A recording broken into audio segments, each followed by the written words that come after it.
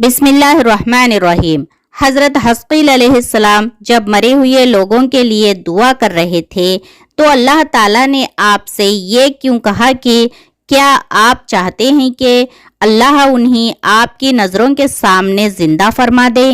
दोबारा ज़िंदा होने के बाद उन लोगों के साथ क्या हुआ, ये जानने के लिए इस वीडियो को एंड तक ज़रूर देखिए।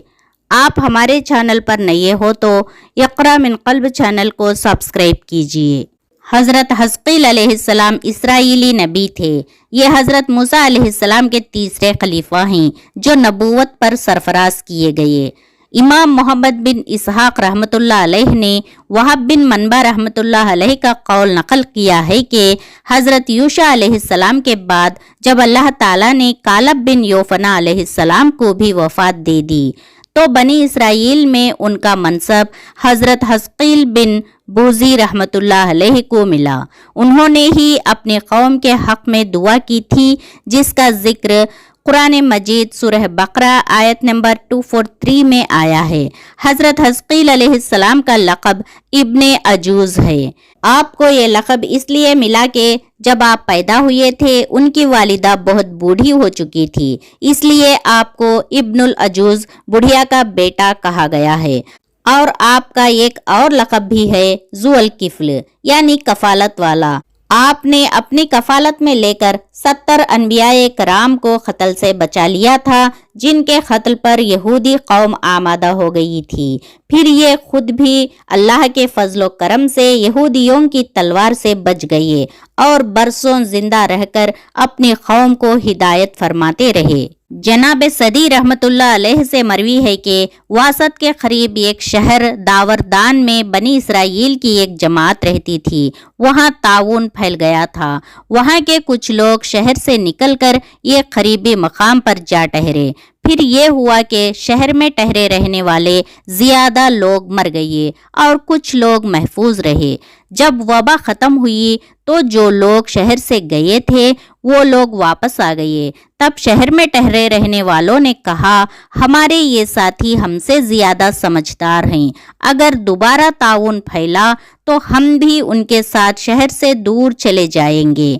अगले साल ताउन शुरू हुआ तो ये सब लोग जिनकी तादाद तकरीबन 35,000 थी, एक रिवायत के मुताबिक जिनकी तादाद 70,000 थी, सबके सब मौत के डर से शहर छोड़कर उसी वसी मैदान में जा ठहरे। अल्लाह ताला को उन लोगों की ये हरकत नापसंद गुजरी। अल्लाह के हुक्म से एक फरिश्ते ने वादी के नशीब की तरफ से और दूसरे फरिश्ते ने बालाई सिमत से आवाज़ दी, तुम सब मर जाओ। उनकी भयानक चीख को सुनकर बगैर किसी बीमारी के अचानक ये सब के सब मर गए और उन मुर्दों की लाशें खुले मैदान में बेगोरो कफन तवील मुद्दत तक पड़ी रही। कुछ लोगों ने उनके चारों तरफ से दीवार उठा दी ताकि ये लाशें दरिंदों से महफूज रहे।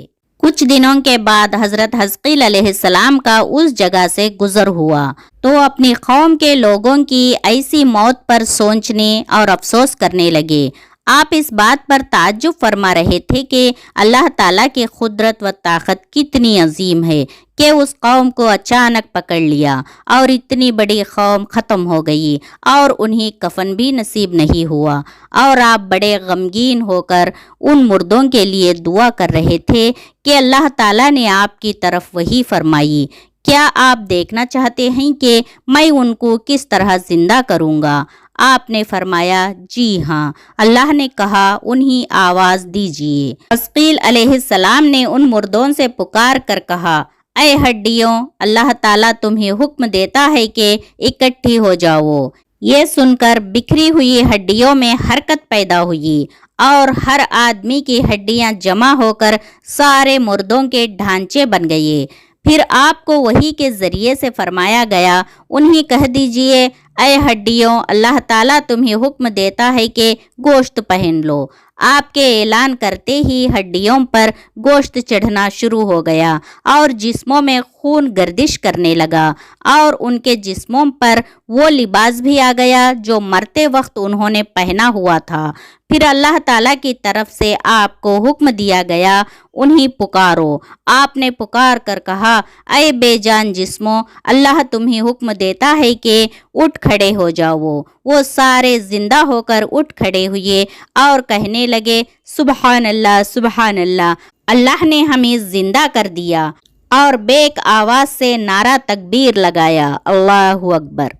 پھر یہ سب لوگ وہاں سے روانہ ہو کر اپنے شہر میں آ کر دوبارہ آباد ہو گئے اور اپنی عمروں کی مدت تک زندہ رہے۔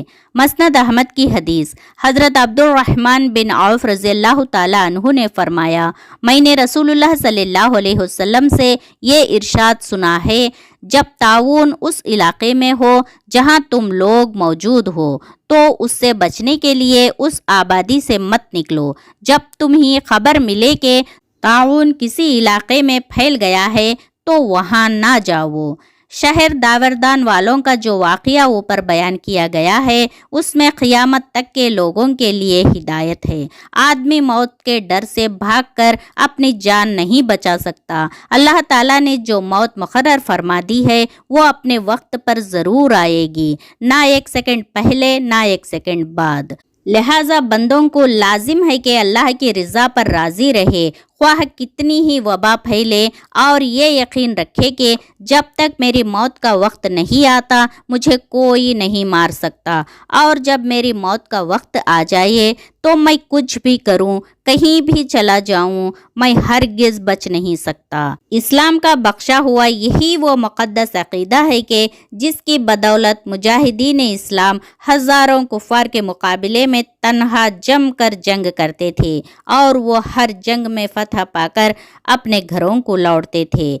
اے اللہ، ہمیں ہر وقت تیرے رضا پر راضی رہ کر سکون و اطمینان کے ساتھ زندگی گزارنا نصیب فرما، آمین یا رب العالمین۔